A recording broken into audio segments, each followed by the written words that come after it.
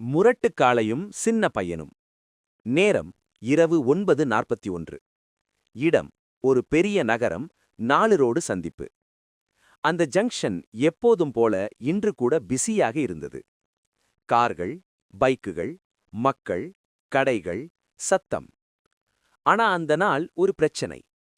Junction நடுவில் ஒரு முரட்டு ஜல்லிக்கட்டு காளை நின்று கொண்டிருந்தது. மண்ணை காலால் உதிர்த்து, கொம்புகளை அசைத்து, கோபமாக சீறியது.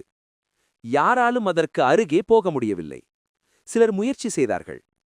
நாங்க பழைய ஜல்லிக்கட்டு வீரர்கள் என்று பெருமையாக சொல்லி அவர்கள் உள்ளே சென்றார்கள். ஆனால் ஒரு நிமிஷம் கூட ஆகவில்லை. காளை அவர்களை தூக்கி எறிந்தது.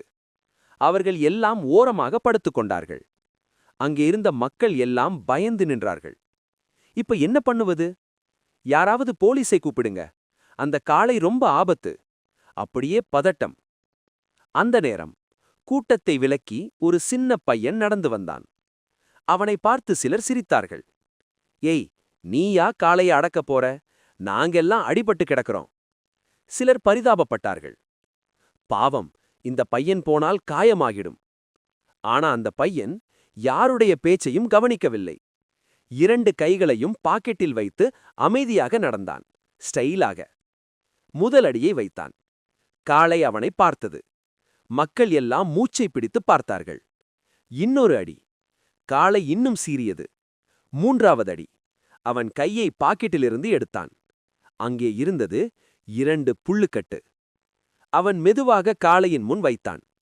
அந்த முரட்டு காளை ஒரு நொடிக்கு நின்றது. பின்னர் புல்லை மெதுவாக சாப்பிட ஆரம்பித்தது. அங்கே இருந்த மக்கள் அதிர்ச்சி.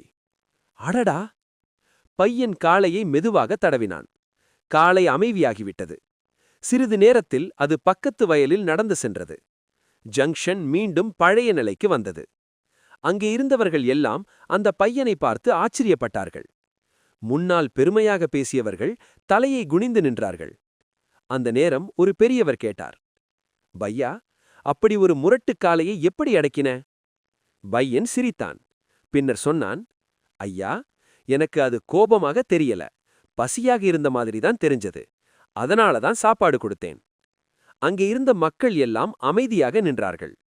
அவர்கள் ஒரு பெரிய பாடம் கற்றுக்கொண்டார்கள். கதையின் நெறி. பல பிரச்சனைகளுக்கு காரணம் கோபமில்லை, பூர்த்தியாகாத தேவைகள்தான். அதை புரிந்து கொண்டான். தீர்வு எளிது.